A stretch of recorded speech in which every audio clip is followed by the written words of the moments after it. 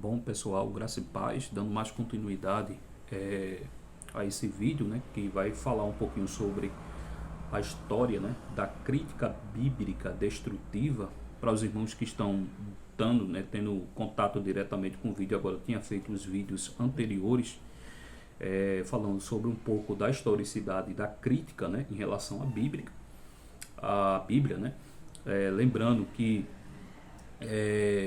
a nossa sociedade, né, ela como um todo, né, ela tem sim questionado, né, não tem um certo conhecimento, um certo afinco com a historicidade realmente bíblica. E logo que a gente está também comemorando, né, nesse mês de dezembro, segundo domingo de dezembro, né, há uma data bastante especial, né, que fala sobre o dia da Bíblia, e a gente está aí fazendo uma abordagem histórica, né, sobre essa crítica diretamente à Bíblia.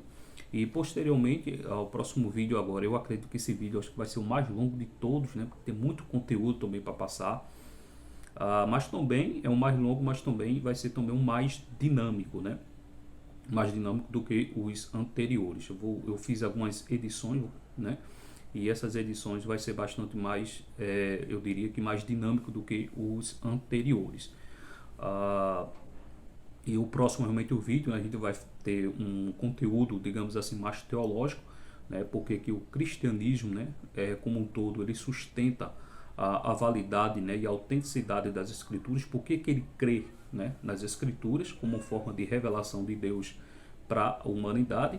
E posteriormente a gente vai dar aqui uma abordagem mais histórica, né, e arqueológica, né, porque de fato, né, existem motivos, né, por quais razões, na verdade, a gente crê, né, na historicidade e na autenticidade da veracidade da escritura. Então, não há nada melhor do que utilizar, evidentemente, as redes sociais para disseminar, né, para quem tem interesse de acompanhar essa historicidade de uma forma mais anfíbica. Lembrando que não vou ser tão complexo com essa questão, porque se eu fosse adentrar muito cada historiador desse aqui, eu acho que daria mais ou menos um vídeo, né? E eu quero ser bastante curto realmente nessa questão, né? A abordagem aqui não vai ser bastante exaustivo, né? Mas sim ser bastante direto realmente no assunto. E a gente vai dar continuidade nesse vídeo um pouco sobre a historicidade da crítica bíblica destrutiva, e esse vídeo é o último. Lembrando que o próximo vai ser sobre a inspiração bíblica, e posteriormente a gente vai fechar, né, mostrando alguns dados arqueológicos, né, históricos, em relação à validade da autenticidade da escritura. Só recapitulando os vídeos anteriores, né, que a gente tinha abordado alguns críticos, né, parte desses críticos ele era um filósofo, e essa construção de certa forma filosófica ela vai ser emergida, né, digamos assim, mais ou menos um século depois da Reforma Protestante, onde essa crítica ela tomou proporção, ela se intensificou com mais veracidade.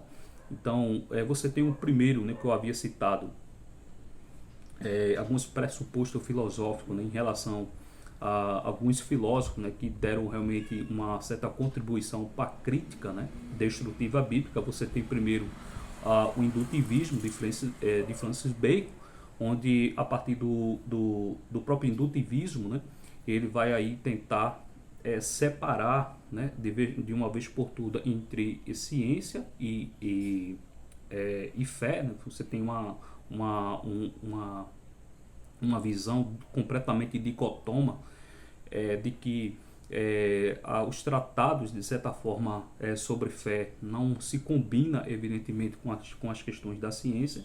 Posteriormente, você tem o materialismo de Thomas Hobbes, né, que ele vai fazer uma leitura, de certa forma, materialista. Com essa metodologia, ele vai ser aplicada, né, para todas as áreas, seja ele na ciência, seja ele na fé, em que a leitura, né, ela tem que ser interpretada de uma forma material. O entendimento materialista de Thomas Hobbes, né, ele entendia que tudo é matéria, né, tudo está enraizado nas suas questões, relacionado a essas dimensões que a gente tem contato, né. Você tem essa construção de pensamento, né, que eu diria que dominou muito o campo realmente da ciência, que a gente vai falar realmente posteriormente. E por último, a gente tem o racionalismo de Baruch e Spinoza, né? Lembrando que Baruch Spinoza ele lançou as bases para o que diria que hoje chamamos de iluminismo. O iluminismo, teoricamente, ele é construído, né, evidentemente, sobre essas três linhas, né, de pensamento. Você tem primeiro o racionalismo, né, que eu diria que é o pilar principal. Você tem o empirismo, né, e posteriormente você tem o agnosticismo, né? Então a metodologia de hoje, na verdade, que eu vou passar para vocês justamente em relação a essa questão do iluminismo e os seus impactos, né, diante da crítica bíblica destrutiva. Então vamos falar um pouco sobre o iluminismo, né? Então o que é que foi, de certa forma, esse iluminismo e o que é que ele se aplica realmente diante da sociedade? Lembrando que esse movimento, né, ele emergiu, né, ele surgiu, na verdade,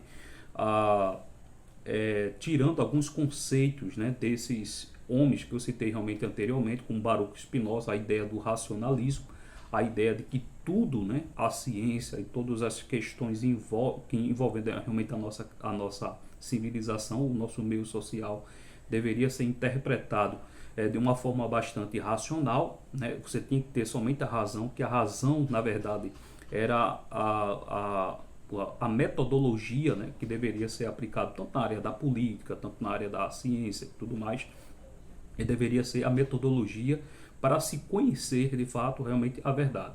Então, o que é o iluminismo?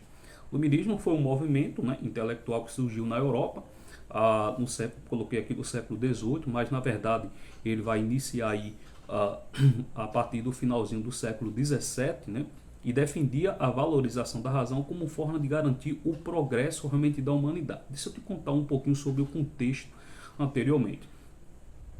Eu já havia falado realmente nos vídeos anteriores de que muitos cientistas, de certa forma, não estavam muito conformados com a proposta, né, digamos assim, desse mecanismo de ciência, né, que muito dessas metodologias estava sendo aplicado. Então você tinha várias metodologias que era aplicada no contexto social como da política, né? Os filósofos entendiam que havia um processo, né, que estava enraizado completamente em condutas completamente, eu diria que religiosas. Existiam muitos mitos, né, dentro do contexto da ciência. Então você tem a ideia, né, da Igreja Católica Apostólica Romana. Você tem poderes, na verdade, exercendo poder realmente sobre a política. Contudo, você tem um campo da ciência que era completamente dominado, né, por esse contexto realmente religioso. Então a proposta, eu diria que iluminista, era justamente colocar realmente a ideia sobre esse deslocamento, né, entre essa concepção de fé. Então a ideia na prática deles era mais ou menos o seguinte: a ciência, a religião escravizou, né, digamos assim, a humanidade, e não permitia com que o progresso, né, na área da ciência ou no campo realmente da ciência pudesse de certa forma emergir por causa de muitos mitos, né? Você tem conceitos panteístas, né, que você tem alguns historiadores que diriam que o progresso da ciência não emergiu, não deu continuidade, justamente porque havia uma certa a autonomia, dizendo que se uma pessoa fosse estudar os astros, né, ou a mecânica, como é que funciona de certa forma o universo, então ele estaria de fato blasfemando contra o Deus Sol, né? Lembrando que o Sol era um Deus, você tem a Lua que também era um Deus, você tem o planeta Terra também era um Deus, era um conceito mais ligado, digamos assim, ao panteísmo. Então a ideia iluminista era justamente tirar essas ideias, né, completamente mitológicas, e assim dar progresso realmente na ciência. Uma outra coisa também que a gente pode também ratificar é o que o movimento, né, iluminista ele propôs. Primeiro, você tem mudanças profundas, né, em diversas áreas como a política, economia, sociedade, cultura, religião e outros campos. Então, o movimento iluminista ele veio para trazer, digamos assim, mudanças, né, e ele de certa forma trouxe, né, a gente acompanhou, digamos assim, o processo, né, como essas mudanças, de certa forma, também ocorreram, tanto na área da economia, você tem na área da sociedade, a influência, digamos assim, dessas ideias iluministas, ela penetrando, né, nessas áreas de uma forma bastante visível, né, que a gente vê também nos dias de hoje. Não vou comentar, mas a minha intenção, na verdade, é falar sobre os impactos, né, principalmente na área da religião, qual falei realmente anteriormente. Uma outra coisa também é que as ideias iluministas propagavam uma grande valorização da razão humana, que ela deveria ter mais importância, digamos assim, que a fé. Então, o contexto do iluminismo, né, ele valorizava, de certa forma, a razão e mediocrizava, digamos assim, a fé. Lembrando que uma grande parte desses componentes, que eu vou falar posteriormente, eles não eram ateus, né? Mas ele entendia que o campo da religião, né, deveria ser separado, evidentemente, do campo também da ciência.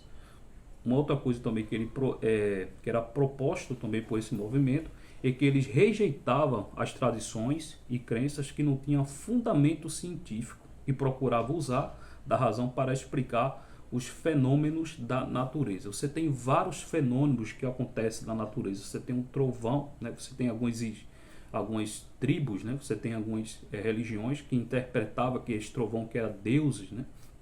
Você tem alguns furacões, alguns raios, né? Relâmpago, que geralmente é interpretado diante de uma sociedade desinformada a questão realmente da ciência. Então eles interpretavam que ele ali era um ato, né, do próprio falar de Deus e tudo mais.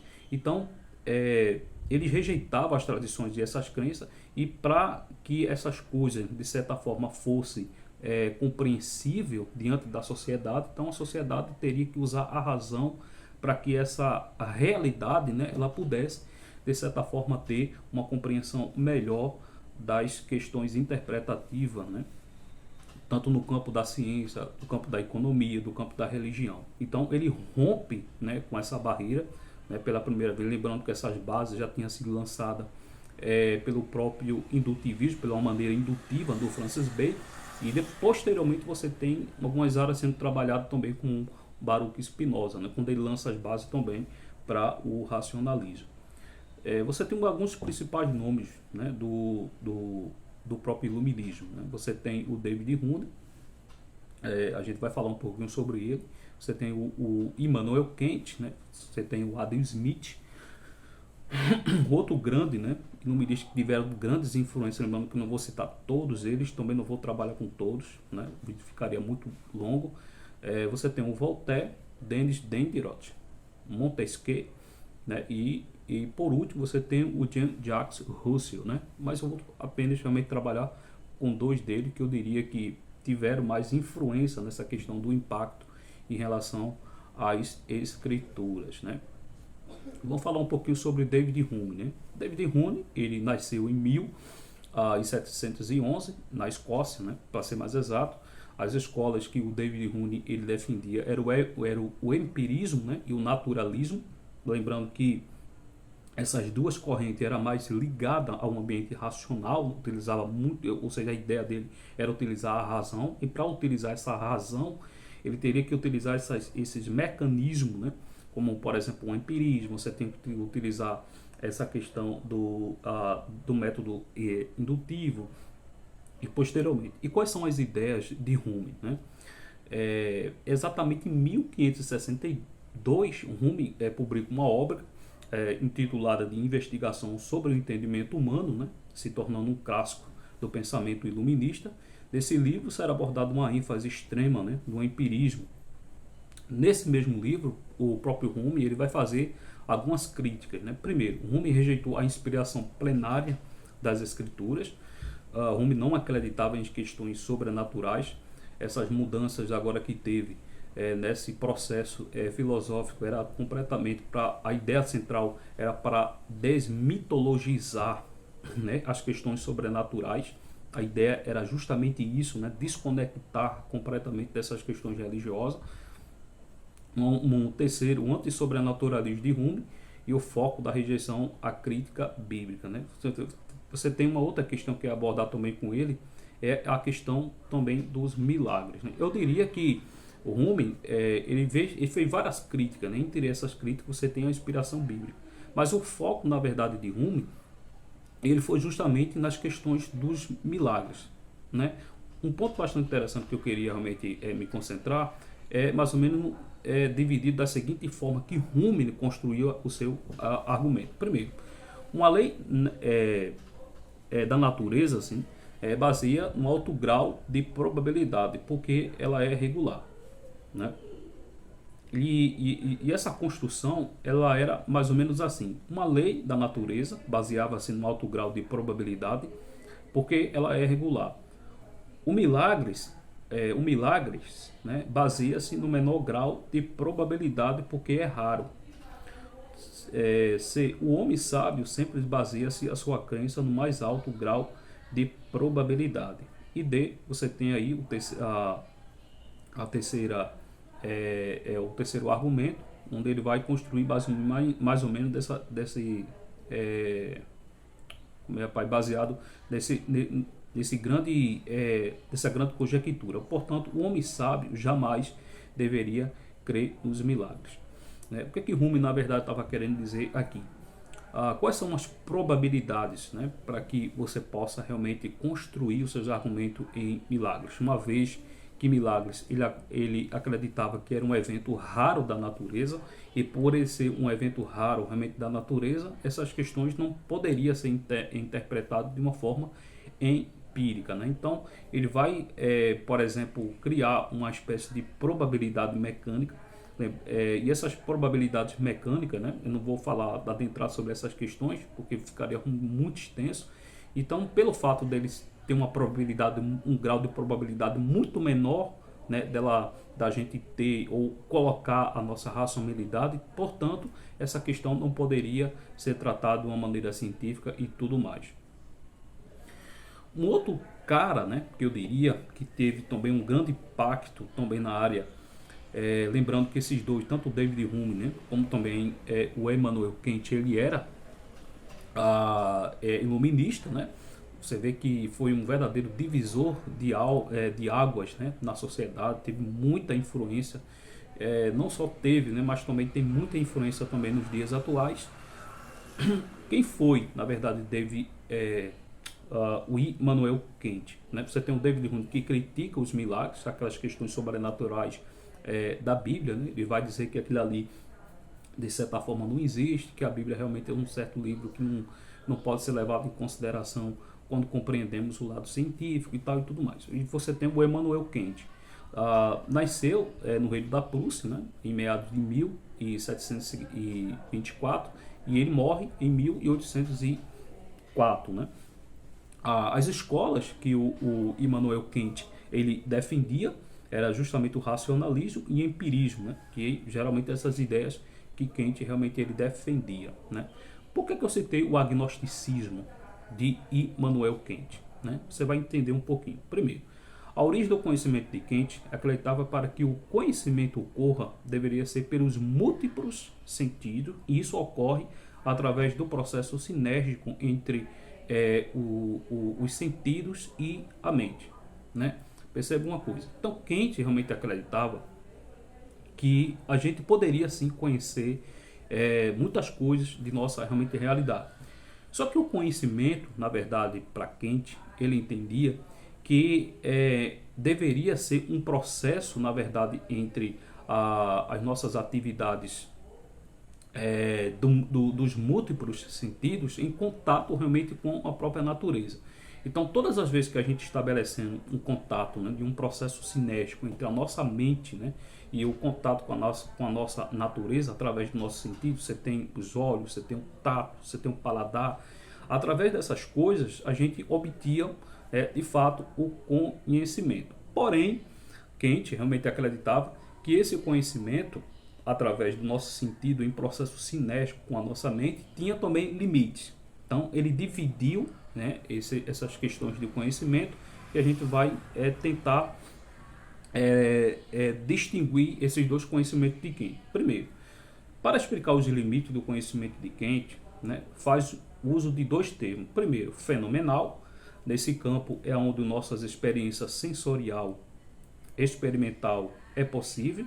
Este conhecimento é para Kant empírico. Quais são os campos, na verdade, que Kant distinguia aqui? Né? É onde a nossa percepção, né, ela é confirmada através da nossa mente. Né? Você pode ver as coisas, você pode ter contato com as coisas, né? Você vê a natureza, a forma como é organizada, de certa forma, realmente o universo. Então, para Kant, essas realidades, ela está no campo, de fato, nominal. Por quê? Porque os nossos sentidos, ele consegue distinguir, ele consegue, de certa forma, apalpar, ele consegue ratificar, saber a diferença, usar a nossa mente, utilizando a nossa intelectualidade para saber distinguir entre essas realidades que estão postas aos nossos sentidos. Então, Kant também ele vai levantar uma outras coisas. Existe um outro conhecimento, né? O conhecimento fenomenal a gente conhece, mas existe um outro conhecimento que Kant realmente acreditava que está no mundo, chamado noumenal. Kant dizia assim: esse é o mundo, né, dito por eles de Ding on social, onde só existe no campo noumenal.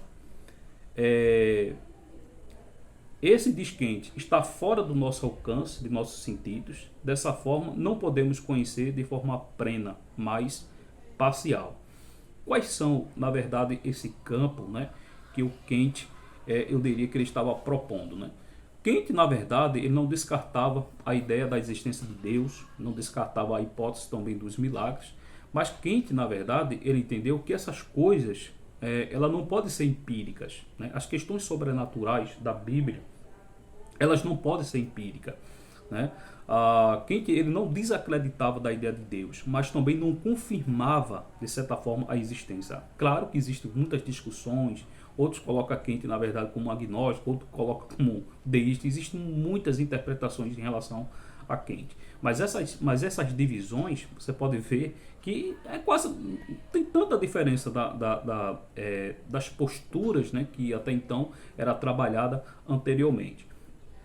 Então, Kant acreditava que o conhecimento sobre Deus, né, lembrando que através dessas duas conclusões que Kant tem entre o mundo fenomenal e o mundo, na verdade, noumenal, ele deu a entender que o próprio Deus, na verdade, estava no campo, evidentemente, noumenal, né? Nós não podemos, de certa forma, conhecer Deus de uma forma empírica, científica, utilizando, de certa forma, o nosso lado racional, né? Então, os processos acadêmicos e científicos, eles não podem, na verdade, chegar a concluir, né, que esse Deus, de certa forma, ele através do experimento realmente científico e tudo mais, não podemos conhecer Deus dessa forma.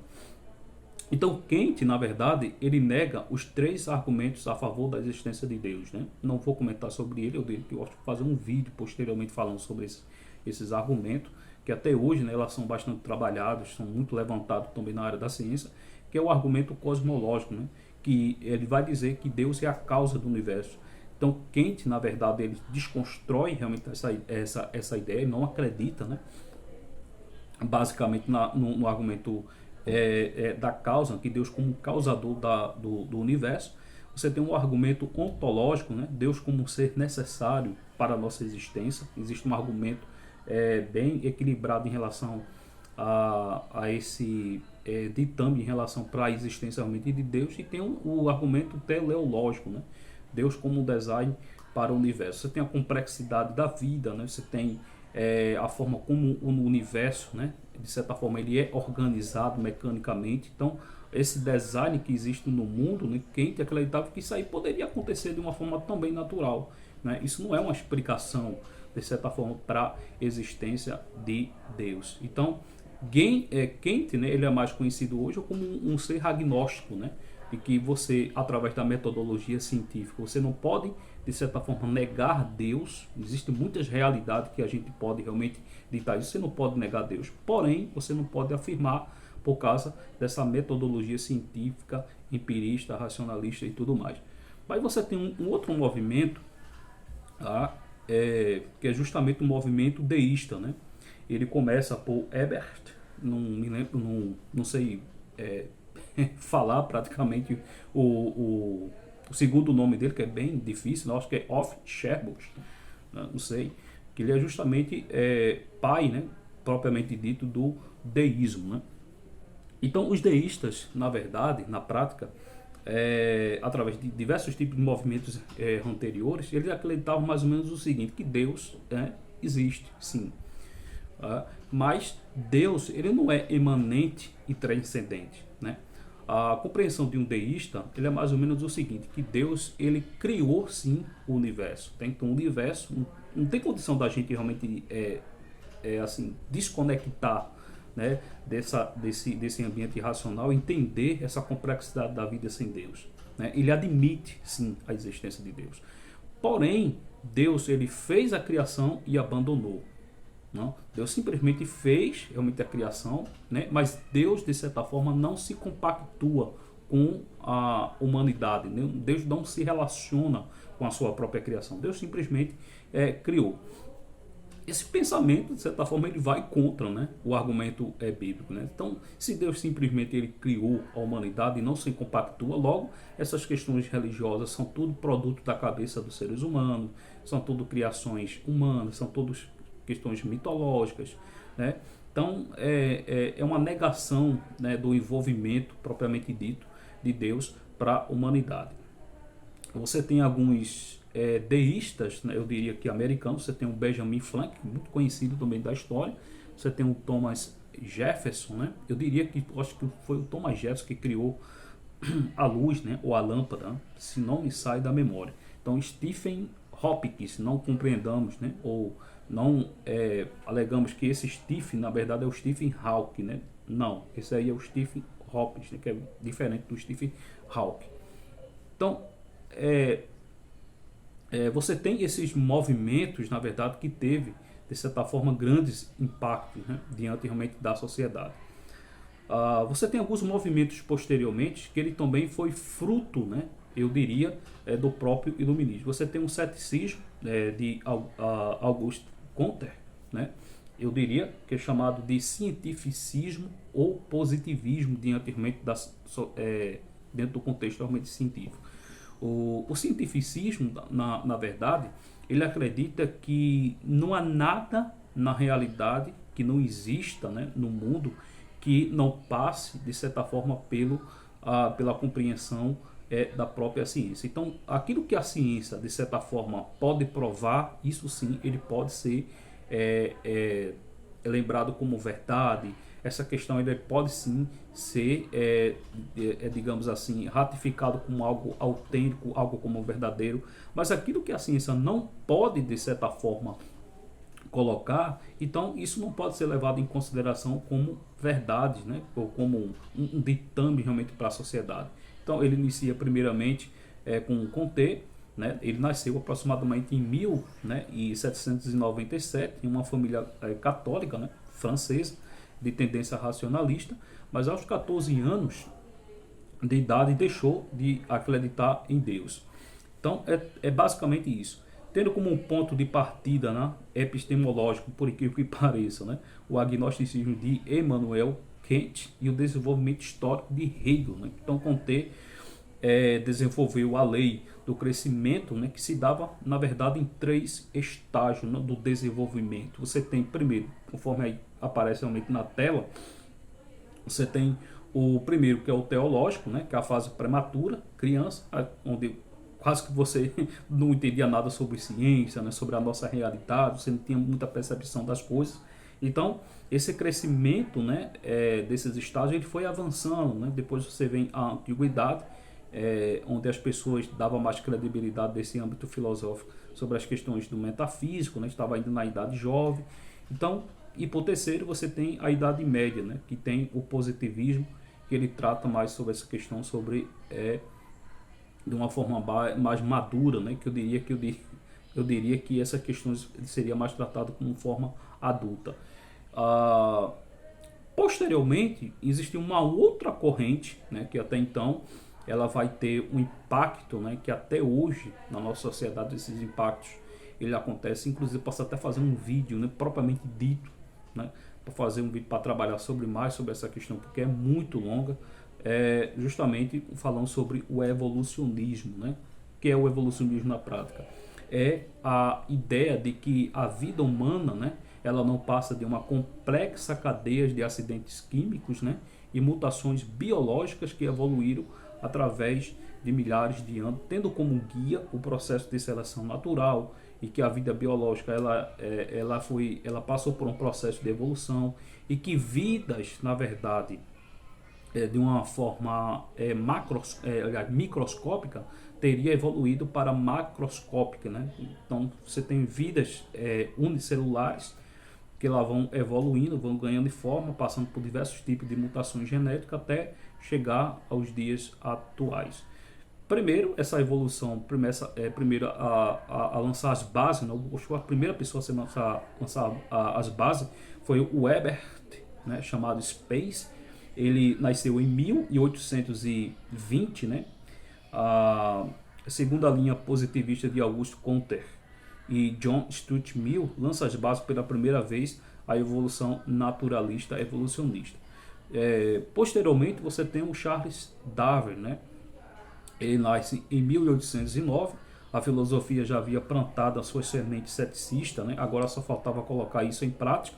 Você tem uma metodologia que até então já tinha sido disseminada por vários filósofos realmente anteriormente, né? O que dá o cientificismo, né? Faltava agora era justamente plantar a sua semente e dar uma resposta agora bastante direta de que a vida humana não passa de uma de mutações genéticas, né? Somos apenas seres evoluídos, uma vez que você tira a ideia de que Deus realmente existe e que fomos de fato criados por Ele, né? Você tira, então, se Deus não existe, né? E essas questões sobrenaturais de certa forma também não existem, logo a gente vai de fato realmente acreditar que a vida, né, nasceu só. Então o surgimento da vida ela passa a ser de uma forma natural, né? E para compreender essas questões naturais, né, você tem que colocar o positivismo, você tem que colocar o cientificismo, você tem que colocar de certa forma o racionalismo, né, que a compreensão que você tem é uma questão material e tudo mais. Então as raízes desse desdobramento, né, na área da ciência tem, né, impacto nos dias atuais. Lembrando que a maioria das escolas hoje, né, eles seguem uma linha de certa forma evolucionista, né, eles são naturalistas na maioria das vezes, e esse engajamento, né, ele impactou as áreas acadêmicas, e uma vez ele alcançando, né, esses impactos nas áreas acadêmicas, logo a nossa sociedade também sofre impactos, né, desse processo. Você tem que essas correntes, né, elas vão caminhando, para eu poder terminar nesse último ponto, é que ela teve vários desdobramentos na área da ciência. E uma vez essa metodologia, né, cientificista, materialista, humanista, positivista, né, crescendo, né, tomando realmente proporção, então ele chegando à escola, a escola também vai sofrer esses impactos, a nossa sociedade vai sofrer realmente esses impactos, e consequentemente na religião também você vai sentir alguns efeitos, né? Alguns efeitos no ramo também desses impactos ele vai sofrer também na área da religião e positivamente, né, nas áreas também teológicas. Aí você tem as raízes, né, do liberalismo teológico, né? O que é o liberalismo teológico? O liberalismo teológico tem seu maior peso, né, influência primeiramente na Alemanha, especialmente. E o que os liberais, né, teólogos, na verdade, defendiam? Primeiro, milagres não aconteceram na história, mas somente na imaginação dos judeus e dos cristãos, né, que escreveram a Bíblia. Então você tem um movimento surgindo, né, principalmente realmente na Alemanha. Eu vou falar de alguns deles, praticamente dois que eu acho que tiveram mais destaque, embora que esse liberalismo, primeiro, ele começa por um teólogo, né, e no mesmo tempo pastor, chamado Friedrich Schleiermacher, né, ou Schleiermacher, um negócio assim, é bem dificilzinho de pronunciar o nome dele. Então ele começa com ele disseminando a ideia de que todas as religiões de fato realmente são boas, dando uma proposta, né, eu diria que bem ecumenista. Não coloquei ele aqui para falar um pouquinho sobre ele, né, de uma forma bastante contundente, porque o nosso tempo é realmente bastante limitado também, mas ele, de ponta cabeça, né, ele foi o gatilho, né, que iniciou, digamos assim, essa corrente liberalista. Então, eles entendiam que os milagres nunca aconteceram na história, que essas questões que a Bíblia narra através dos judeus era tudo questões mitológicas, que a Bíblia de fato não é a palavra de Deus. Então, e começaram umas ideias, você pode ver que é por influência, né, desse meio cientismo que já estava sendo disseminado já na Europa, né, que havia espalhado por diversos tipos realmente de continentes já a essa altura, né? Uma outra proposta, né, que o liberalismo teológico propõe é que os relatos bíblicos dos milagres são invenções piedosas do povo judeu e também dos primeiros cristãos. Você tem alguns teólogos que vai pôr em questionamento a validade dos milagres, né? Você tem os primeiros cristãos, né? A questão da ressurreição de Cristo. Que cristão ressuscitou? Você tem Jesus nascendo de uma virgem, né? Nada, esse negócio que Jesus nasceu de uma virgem. Então, esse questionamento ele começa a ser disseminado.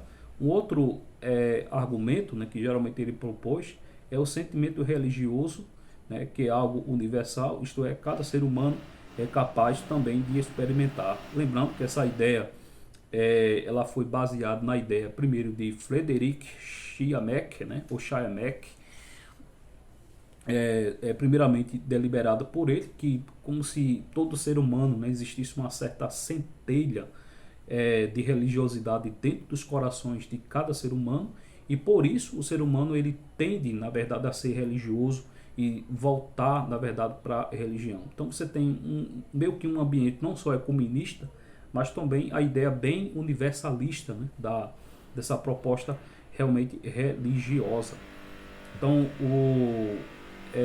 existe um homem, né, que eu diria que ele teve também bastante destaque, né, nessa compreensão dessa crítica, né, chamada a crítica destrutiva bíblica, foi um homem chamado Johann Salomon Selener, né, que ele vai inventar uma metodologia para aplicar essas ideias e para que essas ideias ela possa ser validada sobre essa questão da crítica bíblica, né. Primeiro você tem o método histórico crítico, né, que ele que essa proposta a primeira vez ela é disseminada pelo próprio Johann Salomon Selener, que ele nasce em 1729, onde ele propôs essas ideias. Então, esse método, né, deu aos liberais a fazer uma distinção, primeiro, entre palavra de Deus e escrituras, né? Na prática, a Bíblia deveria ser tratada como qualquer outro livro qualquer. Então, as ideias que eles interpretavam era que todas as vezes que os seres humanos, né, ou os cristãos, ou qualquer religioso tinha contato com a Bíblia, já vinha com ideias já formadas na cabeça sobre questão de inspiração, de existência de Deus, que nada. Então a proposta agora do método crítico era ler a Bíblia, né, como qualquer outra metodologia e assim, consequentemente, ter uma validade científica melhor sobre eles, né? Então a compreensão geralmente era essa. Então o que eles fazem?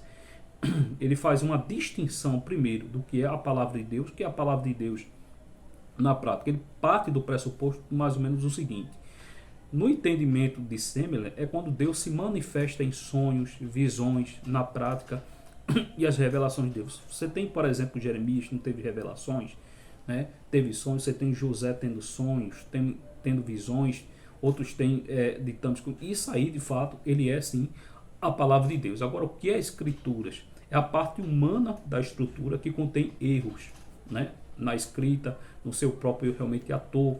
Ele de certa forma não vai. O Selener, na verdade, acreditava assim que a Bíblia estava cheia de erros, estava cheia de contradição, mas essa parte, na verdade, ele estava relacionado com a escritura e não propriamente dito com a palavra de Deus. Então houve, na verdade, esse racha, essa mesma separação, né? E posteriormente essa questão ela foi trabalhada com mais intensidade. Um homem bastante conhecido, um liberal, né, teológico, que hoje eu diria que os ambientes acadêmicos, principalmente públicos, né, eu diria que a base desses homens é justamente ele, né, uma vez que o liberalismo teológico, né, ele é bem visto, né, digamos assim, por esses ambientes, principalmente ambientes teológicos públicos, né, na sua maioria. Você tem o Rodolphe Butt, era um alemão, né, ele nasceu em 1884 e estudioso, especialmente estudioso do Novo Testamento e também defensor do método crítico, aquele método crítico que eu havia abordado, que foi, primeira vista, né, proposto por Sandler, né. Ele também vai defender também um outro tipo de metodologia, e ele vai, por ele ser estudioso, né, do Novo Testamento, e ele vai criar uma nova metodologia que é conhecida como a crítica das formas, né. É um método que tenta reconstruir um ambiente onde ocorreu os principais eventos do contexto neotestamentário.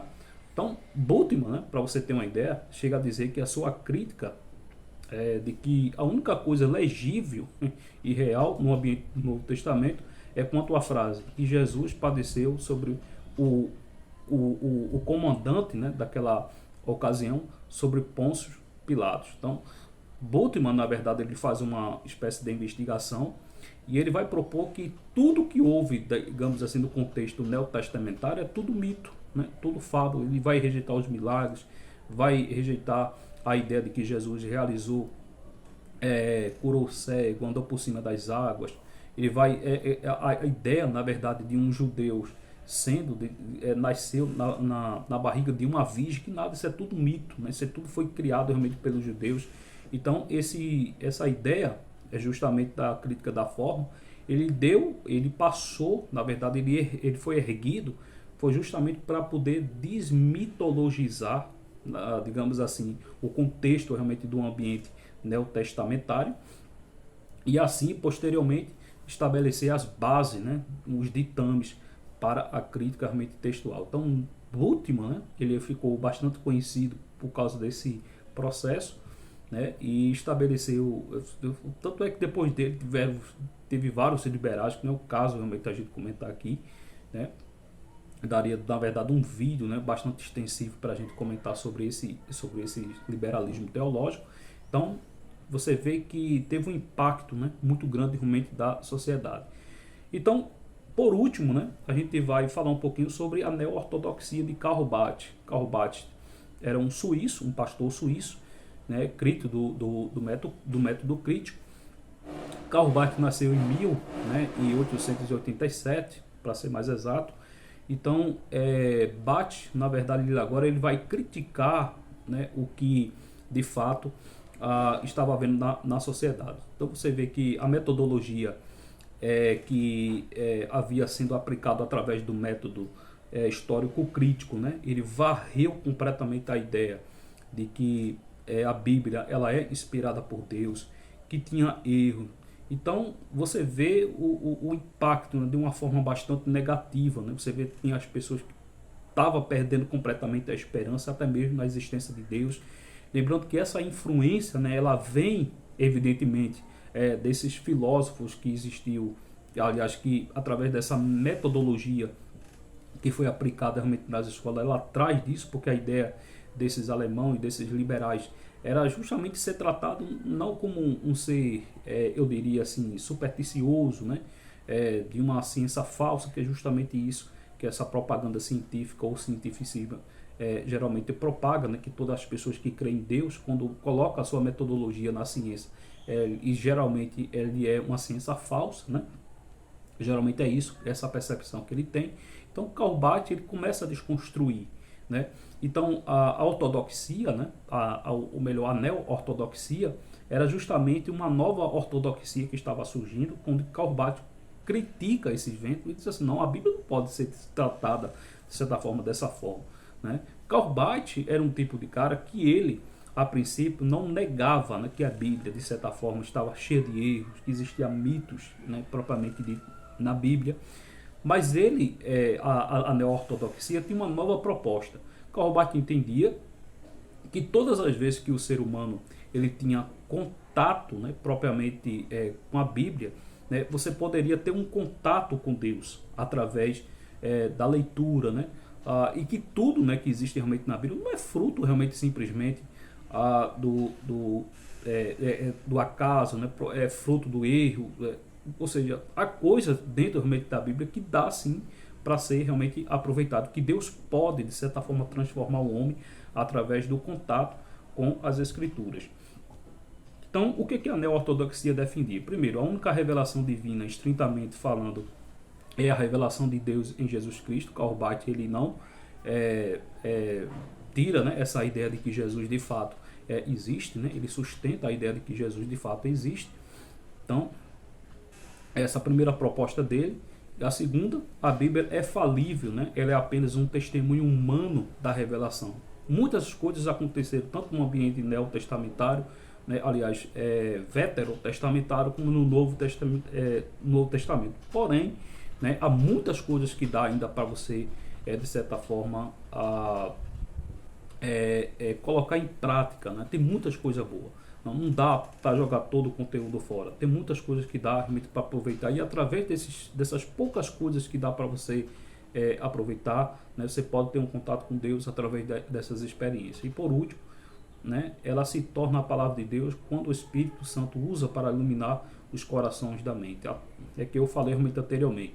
Então, quando você lê as Escrituras, né, você pode sim ter um contato através do Espírito Santo. Deus pode utilizar, a ideia de Barth era isso, que Deus pode de certa forma utilizar esse livro imperfeito, esse livro cheio de contradição, né, para que a humanidade ela possa de fato ter um contato realmente com Deus. Quais são os impactos para que a gente possa terminar do liberalismo teológico? Primeiro, o ecumenismo, eu já falei dele, né, que ele foi encabeçado, né, eu diria, por Frederick Schleiermacher, né, por ele.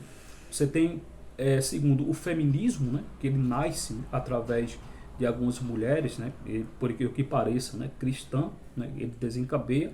Você tem também uma teologia inclusiva, né, que é mais relacionada com a teologia gay e, consequentemente, o esvaziamento das igrejas, principalmente na Europa. Você vê um ambiente longo em igrejas grandes, né, bastante vasta na Europa, mas você vê que a desintegração, né, desse cristianismo realmente na Europa é um cristianismo completamente apagado, né? Você vê que a forma crítica, né, o liberalismo científico, ele não produziu de certa forma nada, né, a não ser evidentemente a falta de fé, a falta de percepção das coisas de Deus, a falta de compromisso, né? Você tem um ambiente, né, completamente desprovido, né, de senso, né, de justiça diante realmente da sociedade. Então, você vê que o ceticismo impera realmente diante dessas sociedades, principalmente realmente na Europa. Então, enfim, ele não produziu de certa forma nada, né? Então, é justamente esse material que eu gostaria de trazer para você. E, posteriormente, a gente vai trabalhar porque que um cristão, né, ele de certa forma tem, né, como na verdade ele pode de certa forma entender que a Bíblia de fato ela é inspirada por Deus, de que ela não é a palavra. Lembrando que a neo-ortodoxia ela lembra, né, a ideia de que a Bíblia ela não é a palavra de Deus, mas ela contém, né, a palavra de Deus. Então a gente vai falar que a Bíblia de fato não é de fato, ou seja, ela não contém, né, de fato a palavra de Deus, mas ela é a palavra de Deus. Existem, na verdade, três, né, linhas de pensamentos que geralmente ocorrem diante das Escrituras. Então, a gente vai trabalhar justamente nesse ponto aí no próximo vídeo. E que Deus nos abençoe.